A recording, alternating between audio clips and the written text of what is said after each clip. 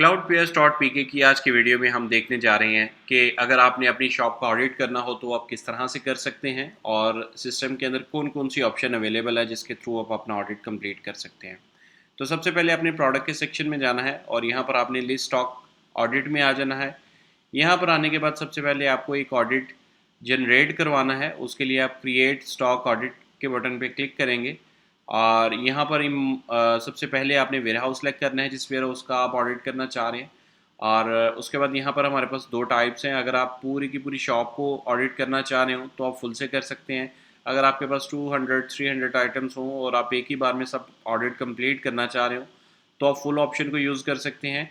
उसके अलावा आप पार्शियल को भी यूज़ कर सकते हैं जिसमें आप मल्टीपल ब्रांड्स या मल्टीपल कैटेगरी सेलेक्ट कर लें और उन कैटेगरीज़ या उन ब्रांड के वन बाय वन करके आप अपने ऑडिट्स को कंप्लीट कर सकते हैं। तो अभी मेरे केस में मैं इसको फुल कर रहा हूँ और इसको मैं सबमिट करता हूँ। तो फर्स्ट स्टेप में मेरे पास यहाँ पर एक रिपोर्ट जनरेट हो जाती है जो कि फुल स्टॉक ऑडिट की है। उसके बाद फर्दर यहाँ पर मेरे पास 3 ऑप्शंस हैं जिसके थ्रू मैं अपना ऑडिट कर सकता हूँ। फर्स्ट ऑफ ऑल यहाँ पर मेरे पास प्रिंट का बटन है। अगर मैं इस प्रिंट के बटन पे क्लिक करूँगा तो यहाँ पर ये मेरे पास एक प्रिंटिंग के लिए एक पॉपअप आ जाएगा जिसको मैं अपने थर्मल प्रिंटर से या नॉर्मल प्रिंटर से प्रिंट कर सकता हूँ। और इसके अंदर मेरे पास कंप्लीट डिटेल होगी जो जो चीज़ें मेरे पास प्रॉपरली ब्रांड वाइज जो है सेग्रीगेट होकर आ जाएंगी। दूसरा मेथड हमारे पास जो है वो है कि आप डिटेल के बटन पे क्लिक करें तो यहाँ पर आपके पास एक CSV फाइल डाउनलोड होगी इस बटन पे क्लिक करने से, जिसके अंदर कंप्लीट डिटेल होगी उन प्रोडक्ट की जो इस स्टॉक का पार्ट है। और उसके अंदर आपके पास कुछ कॉलम्स होंगे जिसमें एक्सपेक्टेड और काउंटेड आएंगे। एक्सपेक्टेड में वो तमाम तर कॉलम्स सिस्टम ऑटोमेटिकली आपको फिल कर देगा जो कि इस वक्त सिस्टम के अंदर उनकी क्वांटिटी मौजूद है। और काउंटेड में आपने अपना डाटा फिल करना है कि जब आपने काउंट किया तो करने के बाद आपके पास फाइनल क्या रिजल्ट्स थे। तो उनको फिल करने के बाद आपने ब्राउज़ के बटन से क्लिक करके इसको अपलोड करना है और उसके बाद नेक्स्ट स्टेप जो है वो मैं आपको दूसरे स्टेप के साथ बताता हूँ। अब यहाँ पर हमारे पास जब आपका एक ऑडिट जनरेट हो जाता है तो तीसरा मेथड हमारे पास है कि आप बारकोड के थ्रू जो है वो स्कैनिंग करके अपना ऑडिट मुकम्मल कर लें। अब फॉर एग्जांपल यहाँ पर मैं बारकोड वाले पार्ट पर आता हूँ तो आपने क्या करना है, अगर आप अपने सिस्टम के साथ स्कैनर अटैच कर लें और आप वन बाय वन आइटम्स को काउंट करना शुरू कर दें तो जस्ट लाइक अभी मैं मैनुअली सर्च कर रहा हूँ, आप यहाँ पर जब स्कैनर से करेंगे तो प्रोडक्ट ऑटोमेटिकली यहाँ पर सिलेक्ट होना शुरू हो जाएंगे। इनमें से जो सी प्रोडक्ट आपके पास वेरिएंट्स के साथ होंगी वो वेरिएंट भी जब आप सेलेक्ट करेंगे तो वो वेरिएंट के साथ प्रोडक्ट आपकी जो है वो यहाँ पर आ जाएगी और जो विदाउट वेरिएंट है वो भी आपके पास यहाँ पर आ जाएगी। जितनी जितनी क्वांटिटीज़ आप यहाँ पर मल्टीपल टाइम्स स्कैन करेंगे तो ऑटोमेटिकली क्वांटिटी इंक्रीज़ होती जाएगी और जो आपके वेरिएंट्स होंगे वो भी ऑटोमेटिकली वेरिएंट वाइज प्रोडक्ट्स यहाँ पर आनी शुरू हो जाएंगी। और यहाँ पर आप अपने काउंटिंग वगैरह के रिलेटेड कोई भी आप अपनी नोट्स लिख कर आप इसको सेव कर सकते हैं। अगर तो आपका ऑडिट मुकम्मल हो चुका हुआ है तो आप फिनिश एंड प्रोसेस को बटन को प्रेस कर दें।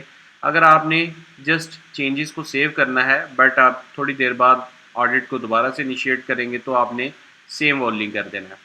जब सेव ओनली कर देंगे तो इस ऑडिट को अभी ये कंप्लीट नहीं हुआ, ये यहीं से फर्दर कंटिन्यू हो जाएगा। तो आप बारकोड स्कैन के ऊपर दोबारा जाएं और यहाँ पर आप अपनी जो मज़ीद आपकी जितनी भी प्रोडक्ट की स्कैनिंग है वो आप करते जाएं तो वो आपके प्रोडक्ट यहाँ पर आती जाएंगी। जब आपका ऑडिट मुकम्मल हो जाएगा तो आपने फिनिश एंड प्रोसेस के बटन पे क्लिक कर देना है।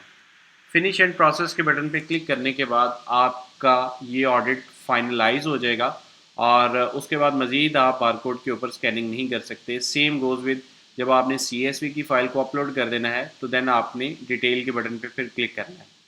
जब डिटेल के बटन पे क्लिक करेंगे तो यहाँ पर सिस्टम आपको अभी सिस्टम के अकॉर्डिंगली स्टॉक बता रहा होगा कि ये वाली प्रोडक्ट आपके पास सिस्टम में इस वक्त -1 है, लेकिन जब काउंट की गई है तो वो 0 है। तो डिफरेंस उसका जितना आ रहा होगा वो यहाँ पर आ जाएगा। इस तरह से तमाम प्रोडक्ट्स का जो है वो ऑडिट यहाँ पर जनरेट हो जाएगा और इसको आप यहाँ से वन बाय वन वेरीफाई कर सकते हैं। और वेरीफाई करने के बाद ये तमाम तर आइटम्स की आपने एडजस्टमेंट सिस्टम में ऐड करनी है। उसके लिए जस्ट आपने सिंगल बटन पे क्लिक करना है तो सिस्टम ऑटोमेटिकली जितना डिफरेंस आपके पास आ रहा होगा उसकी आपको एक ऑडिट रिपोर्ट जनरेट करके दे देगा, जिस ऑडिट रिपोर्ट को फर्दर आप मॉडिफाई भी कर सकते हैं अगर आप उसको एक डिफरेंट वे के अंदर लेकर चलना चाहें, लाइक आप उसके अंदर कोई मॉडिफिकेशंस करना चाहें तो वो भी आप कर सकते हैं। और मॉडिफिकेशंस वगैरह करने के बाद जब फाइनल आपके पास रिपोर्ट रेडी हो जाएगी तो इसमें आप देख सकते हैं कि एडिशन और सब्ट्रैक्शन के साथ जो है वो आपके पास डिफरेंट टाइप का डाटा आ रहा है। जितनी जितनी की एडजस्टमेंट डलनी है वो तमाम तर सिस्टम ने आपको यहाँ पर जनरेट करके दे दिए हैं। अब जस्ट आपने एंड पे जाके सबमिट का बटन प्रेस करना है तो इन तमाम आइटम्स का जो है ऑडिट हमारे पास जनरेट हो जाएगा। इसमें आप देख सकते हैं कि कुछ हमारे पास वेरिएंट वाली प्रोडक्ट्स भी आ रही हैं और कुछ विदाउट वेरिएंट वाली भी आ रही हैं।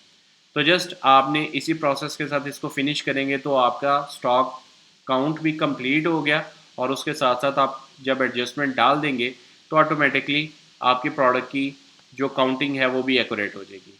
उसके बाद फर्दर स्टेप ये है कि अगर आपने बाद में देखना हो कि मेरे पास कब और किस पर्सन के कहने पर मैंने ये चीज़ों की काउंटिंग वगैरह की और ऑडिट वगैरह किया, प्रोडक्ट डिटेल के अंदर आपको उसमें एडजस्टमेंट की तमाम तरह ऑप्शंस जो है क्वांटिटी एडजस्टमेंट के सेक्शंस में नज़र आ जाएंगी जो जो एडजस्टमेंट आपने की होगी।